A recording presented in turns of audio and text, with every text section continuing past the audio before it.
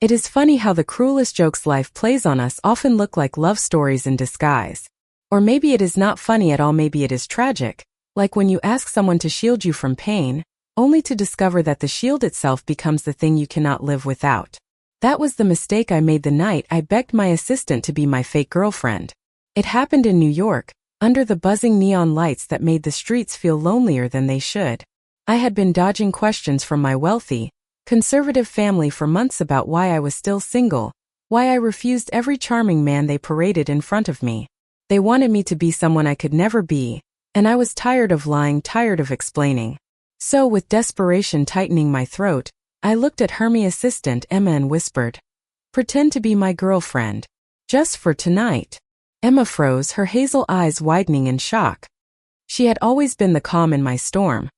The organized, dependable girl who carried my schedules, my coffee, my life in her neat little planner. She was never supposed to be part of my chaos. Yet she nodded slowly, almost reluctantly, and slipped her hand into mine as we walked into that family dinner. Her touch was steady, but I felt the tremor of her heartbeat through her palm. And that was the beginning. She played the part flawlessly, too flawlessly.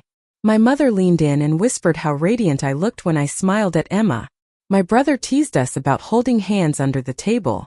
And Emma, damn her, she blushed on cue, laughed like she had been mine for years, and stole glances at me that felt far too real. I told myself it was all pretend. I reminded myself she was doing me a favor, nothing more. But when her laughter lingered in my ears after we left, when the scent of her shampoo clung to my jacket from where her head brushed against me, I began to wonder if I had just opened a door I would never be able to close. The second act of our little performance came faster than either of us expected. My family adored her. They demanded to see more of us, asked Emma questions she answered with grace, as if she had rehearsed every line. Soon we were spending more evenings together, walking through Central Park holding hands, sitting too close at dinner, whispering inside jokes no one else could hear. The city around us blurred, and I started noticing details I had been blind to before. The way her lips curled when she smirked, the softness in her eyes when she looked at me, the warmth of her voice when she said my name. But here is the cruel twist: Emma was never supposed to fall for me. And I was never supposed to fall for her. I caught myself staring one night as she poured us wine in my apartment, her sweater slipping off her shoulder. She noticed, of course she did, and for the first time there was no script, no pretense. Just silence, heavy and dangerous, filling the air between us.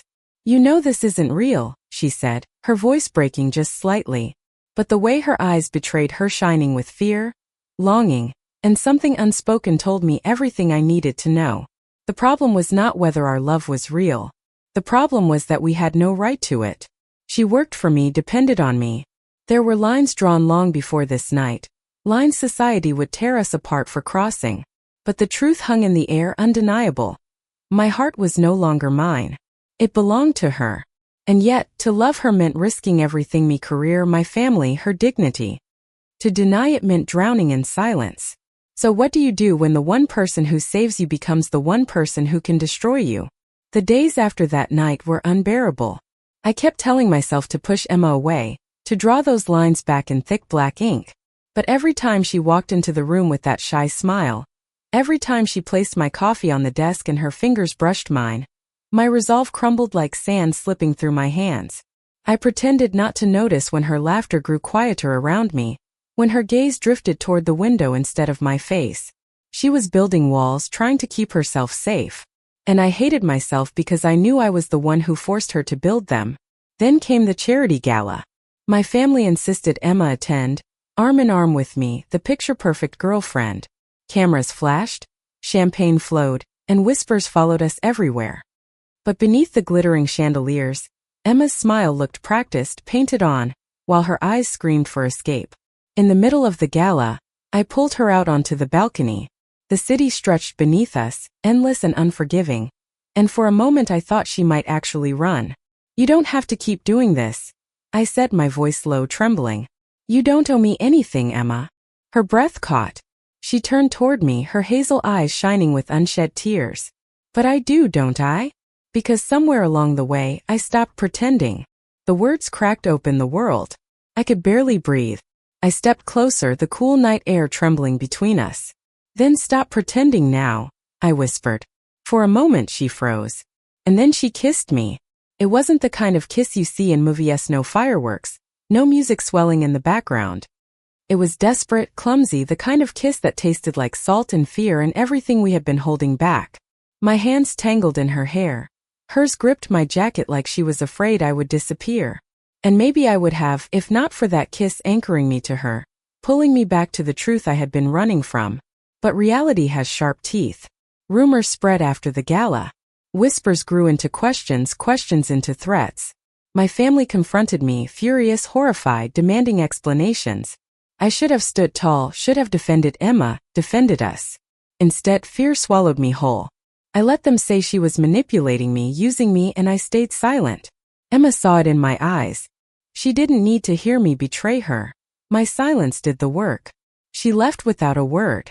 The days that followed were the darkest of my life. My apartment felt colder, the city louder, emptier.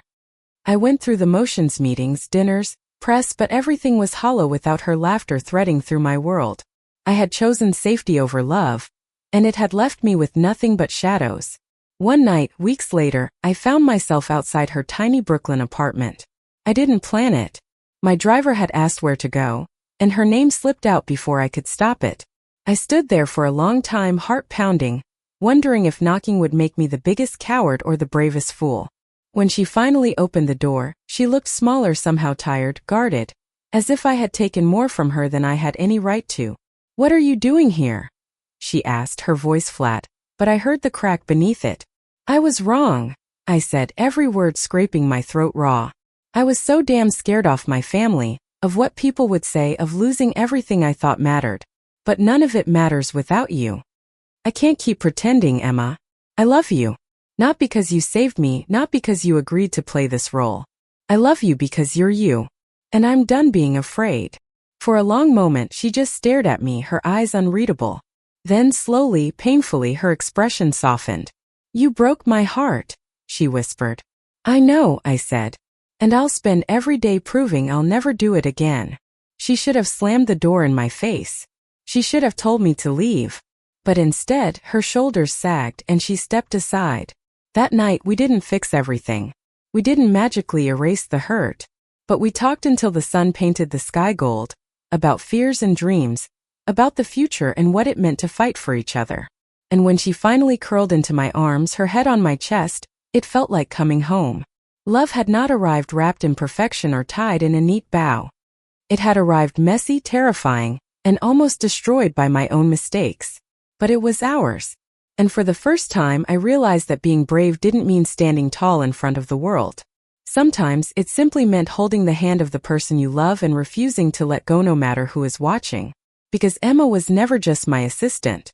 She was the love I had been too blind, too afraid to see. And now that I had found her, I would never let her go again. Thank you for listening. Like and subscribe to get notifications about next videos.